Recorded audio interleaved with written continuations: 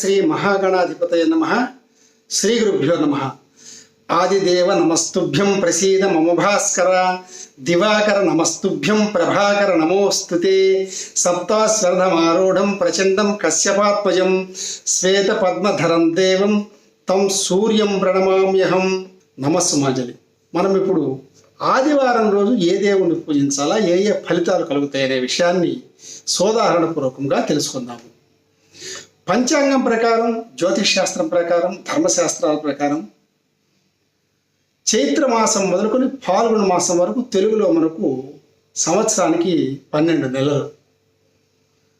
ఒక్కొక్క మాసములకు 2 పక్షములు, అంటే పక్షం అంటే 15 రోజులు.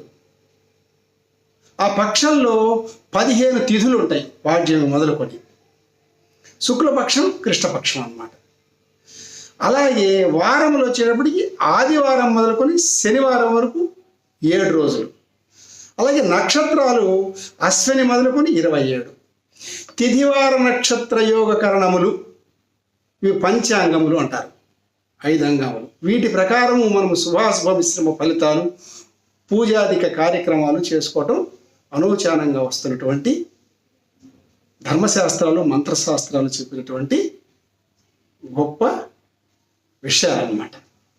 అయితే ఆదివారమును సంస్కృతంలో భానువాసరం అంటాం, సోమవారాన్ని ఇందువాసరం, మంగళవారాన్ని భౌమ్యవాసరం, బుధవారాన్ని సౌమ్యవాసరం, గురువారాన్ని బృహస్పతి వాసరం, శుక్రవారాన్ని భృగువాసరం, శనివారాన్ని స్థిరవాసరం అంటాం. కాబట్టి ఒక్కొక్క రోజు ఒక్కొక్క దేవుణ్ణి లేదా దేవతను పూజించుకుంటాం. ఇప్పుడు మనం చెప్పుకోబోయేది ఏంటంటే, ఆదివారం రోజు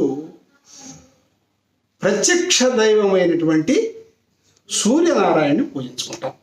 కాబట్టి సూర్యనారాయణని పూజించుకుంటే వచ్చే ఫలితాలు ఎలా ఉంటాయి అనే విషయాన్ని కూడా తెలుసుకుందాం.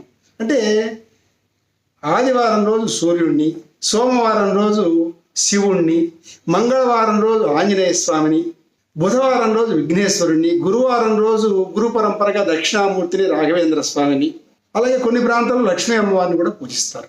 అలాగే శుక్రవారంలో లక్ష్మీదేవిని లేదా రాజరాజేశ్వరి రూపంలో అమ్మవారిని పూజిస్తారు. అలాగే శనివారం అఖిలాండ కోటి బ్రహ్మాండ నాయకుడు దేవదేవుడైనటువంటి వెంకటేశ్వర స్వామిని కూడా పూజించుకుంటాం. ఇలాగా మనకు 7 వారాల్లో 7 అధిదేవతలను పూజించుకుంటాం. ఇప్పుడు మనము ఆదివారం రోజు సూర్యనారాయణ మూర్తిని సామాన్యులకు కూడా సాధ్యమయ్యే విధంగా ఎలా పూజించి ఆరాధించాలో తెలుసుకునే ప్రయత్నం చేద్దాం. సూర్యారాధన ప్రతి ఒక్కరూ చేయాలండి. అది మన వైదిక సాంప్రదాయం. అంతేకాదు, సృష్టిలో ప్రతిరోజుకు ఒక ప్రత్యేకత ఉంది. ప్రతిరోజుకు ఒక దేవత, ఒక దేవుడు అధిపతిగా ఉంటాడు. ప్రతిరోజు ఆయా దేవుళ్ళను పూజిస్తే దైవానుగ్రహంతో పాటు కార్యసిద్ధి లభిస్తుందని చెప్పి భక్తితో కూడిన దృఢమైనటువంటి నమ్మకం మనకు. ఏ రోజు ఏ దేవుణ్ణి పూజించాలో తెలుసుకున్నాం కదా.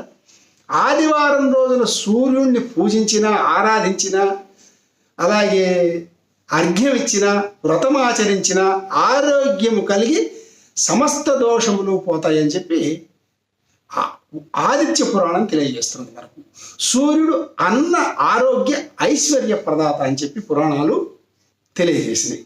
అయితే సూర్యుడు జగత్తునకు కర్మసాక్షి అండి. ఆయన జ్ఞాననిధి, ప్రత్యక్ష దైవం. సాక్షాత్తు పరమాత్మ స్వరూపుడైన సూర్యుడు లోక కళ్యాణకారకుడు. లోక సంరక్షణార్థమై నిరంతరము లోకమునకు వెలుగునిస్తూ సర్వజీవులకు శక్తిని, ఆయుష్ను, ప్రాణమును, ఆరోగ్యమును, శరీరానికి తేజస్సును, కీర్తి ప్రతిష్టలను కలిగిస్తూ సమస్త లోకానికి పోషకుడై పూజింపబడుతున్నాడు. ఇది అందరూ కూడా తెలుసుకోవాలి. సమస్త వేదములు, బ్రాహ్మణకములు, ఉపనిషత్తులు, కావ్యములు, రామాయణ, మహాభారత, అష్టాదశ పురాణములు, మహాగ్రంథాలు అన్నీ కూడా సూర్య భగవానుని స్తుతించినవి. లోకానికి వెలుగును, జ్ఞానాన్ని ఇచ్చి అంధకారమును, దుఃఖములను, రోగములను నశింపజేయవాడని చెప్పి తెలియజేసినాయి. ధర్మార్థ కామ మోక్షములను సాధించుటకు కావలసిన శక్తిని, ఆరోగ్యాన్ని ప్రత్యక్ష దైవమైనటువంటి సూర్యనారాయణుడు అందిస్తున్నాడు. అందుకనే మనము ఆరోగ్యం భాస్కరాదిచ్చేత్ అని చెప్పుకుంటాం ఆర్యోక్తి. అదిగాక సూర్యుడు నమస్కార ప్రియుడు కూడా. శివుడేమో అభిషేక ప్రియుడు, శ్రీ మహావిష్ణువు అలంకార ప్రియుడు, సూర్యుడు నమస్కార ప్రియుడు. ఈ విషయాన్ని కూడా అందరూ కూడా గమనించాలి. సూర్యుడు జగత్తు అనేటటువంటి వృక్షానికి బీజం వంటి వాడని చెప్పి శాస్త్రాలు తెలియజేసి ప్రాతకాలంలో ఆరాధన ప్రధానం. శ్రీరాముడు, శ్రీకృష్ణుడు లాంటి మహానుభావులు కూడా సూర్యుడిని ఆరాధించి అద్భుతాలు సృష్టించారన్నమాట. ఇది కూడా అందరూ కూడా గమనించాలి. అయితే సూర్యుడిని ఎలా ఆరాధించాలా ఆదివారం రోజు అనే విషయాన్ని, అంటే సూర్యుడిని ప్రతిరోజు నమస్కరించుకోవాలండి. ముఖ్యంగా సూర్యుడికి సంబంధించింది ఆదివారం కాబట్టి ఆదివారం రోజు శ్రద్ధగా పూజ చేసుకున్నా కూడా మంచిదే. ఎలాగా? శుభ్రంగా సూర్యోదయ పూర్వమే లేచి స్నానం చేసి పరిశుభ్రమైన వస్త్రములు ధరించి దేవుడి గుళ్ళో దీపారాధన చేసుకొని, వీలుంటే దేవుడి గుళ్ళో సూర్యుడి యొక్క పటాన్ని కూడా పెట్టుకోవచ్చండి. ధ్యాన ఆవాహనాది షోడశోపచార పూజలు కూడా చక్కగా సూర్యుడికి చేసుకోవచ్చు మీకు వచ్చిన మంత్రాలతో. లేకపోతే ఓం సూర్యాయ నమః అని కూడా చేసుకోవచ్చు. చక్కగా సూర్యుడికి సగుబియ్య పరమాణంతో చక్కెరేసి బాగా నైవేద్యాలు కూడా పెట్టుకోవచ్చు. అయితే ప్రత్యక్షమైన సూర్యుడికి ఎదురుగా అభిముఖంగా నిలిచి మనము అర్ఘ్యం ఇవ్వాలి. అలాగే సూర్య నమస్కారాలు చేయాలి. ఇది ప్రధానంగా అందరూ కూడా ప్రతిరోజు చేయాల్సిన విషయం. ఒక రాగి పాత్రలో కుంకుమ, అక్షంతులు, ఎర్రటి పూలు వేసుకొని ఇంకొక పాత్రను అక్కడ పెట్టుకొని సూర్యుడికి అభిముఖంగా ఉండి ఆ రాగి పాత్రలోకి అర్ఘ్యాన్ని ఇచ్చుకుంటూ వెళ్ళాలి. ఇచ్చేటప్పుడు సూర్యుడి యొక్క ద్వాదశ నామాలు చెప్పుకోవడం చాలా శ్రేయస్సు అని చెప్పి అన్ని పురాణాలు, శాస్త్రాలు తెలియజేసినాయి. అవి 12 నామాలండి. నేర్చుకుంటే చాలా సులభం. అతి సామాన్యుడు కూడా నేర్చుకొని చేయొచ్చు. ఒక్కొక్కసారి ఒక్కొక్క అర్ఘ్యానికి ఒక్కొక్క నామం చెప్పుకోవాలి. ఎందుకంటే ఈ నామాలు చాలా బలమైనవండి. ఎందుకంటే సూర్యనామాలు శబ్దాల్లో శక్తి ఉంది. పాపములను హరింపజేస్తాయి, ఆరోగ్యాన్ని ఇస్తాయి. ఓం మిత్రాయ నమః, రవియే నమః, సూర్యాయ నమః, భానుయే నమః, ఖగయే నమః, పూష్ణే నమః, హిరణ్యగర్భాయ నమః, మరీచియే నమః, ఆదిత్యాయ నమః, అర్కాయ నమః, సవిత్రే నమః, భాస్కరాయ నమః. ఈ ద్వాదశ నామాలు వేదమునందు వ్యక్తమైనవండి. అందువల్ల చాలా ప్రధానమైనవి. అలా కుదరని వాళ్ళు, రాని వాళ్ళు, నోరు తిరగని వాళ్ళు ఉన్నారని అనుకుంటే నేర్చుకుంటే సులభమే. ఓం సూర్యాయ నమః అని 12 సార్లు ఇచ్చిన అర్ఘ్యం సరిపోతుంది. కాబట్టి సూర్య భగవానుడికి అభిముఖంగా నమస్కారం చేసుకోవటం, సూర్య నమస్కారాలు ఇవన్నీ చెప్పుకోవటం ఒకటి. ఇంట్లో కూడా పటం పెట్టుకొని చక్కగా పూజ చేసుకోవటం ఇవన్నీ కూడా చేయొచ్చు. తర్వాత ఎంత గొప్ప విషయం అంటే సూర్యుడిని అరణ్యవాసంలో, అంటే మహాభారతంలో విషయం అండి. అరణ్యవాస సమయంలో ద్రౌపది, పాండవులు శ్రీకృష్ణ భగవానుడి సలహా మేరకు సూర్యుడిని స్తుతించి అక్షయ పాత్రను సంపాదించారండి. అలాగే మనకు సాత్రాజిత్తు శమంతకమణిని సంపాదించాడు. అపారమైన సంపద సూర్య భగవానుడే ఇచ్చాడు. అలాగే మహామహుడైనటువంటి శివభక్తుడైనటువంటి రావణాసురుణ్ణి సంహరించే సమయంలో రాముడికి అనంతమైన శక్తి రావడానికి అగస్త్యుడు ఆదిత్య హృదయాన్ని చెప్పాడండి. అది చదివినాక రావణాసురుడు సంహరించాడు. ఇంత శక్తి వచ్చింది చూడండి. అలాగే ఆంజనేయ స్వామి వారు సూర్యుడి దగ్గర నవవ్యాకరణాలు నేర్చుకున్నారండి. అందుకని ఆయన నవవ్యాకరణ పండితుడు అని కూడా అంటారు.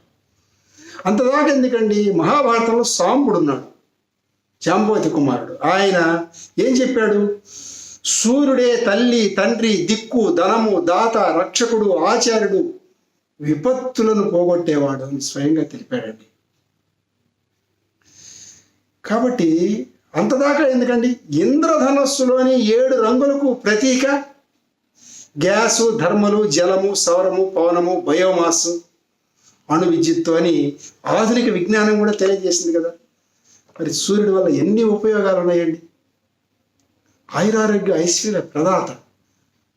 మొదట్లోనే చెప్పుకున్నాం కదా, అన్నదాత ఐశ్వర్యదాత, ఆయన ఆరోగ్యదాత. కాబట్టి అందరూ కూడా ఆదివారం రోజు తమ తమ శక్తి మేర సూర్య భగవాను పూజించుకొని ఆయన కృపకు పాత్రలు కావాలని కోరుకుంటూ, సూర్య భగవాను ఆదివారం రోజు అర్ఘ్యం ఇచ్చేటప్పుడు ఒక మంత్రం ఉందండి, అది చెప్పుకొని ఇస్తే చాలా మంచి ఫలితాలు వస్తాయి. అలాగే ఒక శ్లోకం కూడా ఉందండి. రెండు సులభమైనవి. వీటిల్ని ఎలా చెప్పుకోవాలో చూద్దాం. శ్లోకం అయితే, జపాకుసుమ సంకాశం కాశ్యపేయం మహాద్యుతం తమోరిం సర్వపాపఘ్నం ప్రణతోస్మి దివాకరం అని నమస్కరించుకుంటే మంచి ఫలితాలు వస్తాయండి. అలాగే మంత్రం అయితే, అంటే అర్ఘ్య మంత్రం అయితే, ఏహి సూర్య సహస్రాంశో తేజోరాసే జగత్పతే అనుకంపయమాం దేవ గృహాణ అర్ఘ్యే నమోస్తుతే.